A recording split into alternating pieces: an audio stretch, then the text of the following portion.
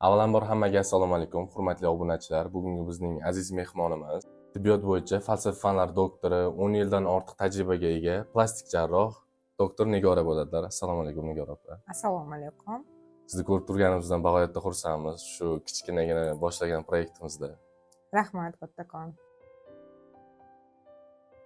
Nigora opa, mana tanishib ham oldik. Endi birdaniga patsientlar tomonidan kelgan savollarga ketma-ket javob bersangiz iloji boricha. Xo'p.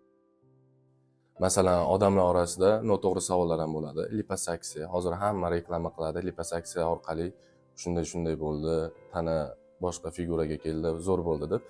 Liposaksiya orqali o'zi odam ozadimi? O'sha jarrohlik orqali. Liposaksiya orqali o'rtacha qilib aytganda 3-4 litrgacha yog' olinishi xavfsiz hisoblanadi odam hayotiga. Lekin o'zingizga savol bering, 3-4 litr yog'im ketsa, ozib ideal tanaga ega bo'lamanmi yoki yo'qmi deb.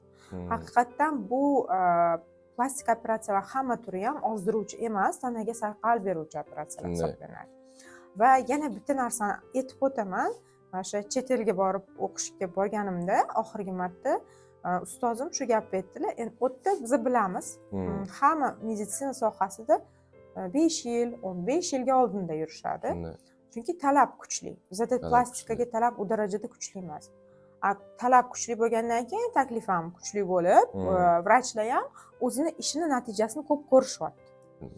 Demakki, mana shu xirurgimiz aytayotdilar, men o'zim ishlarimni ham ko'rib, oxirgi yillarda liposaksiyani o'zini boshqa metodlarsiz kamdan kam ishlataman.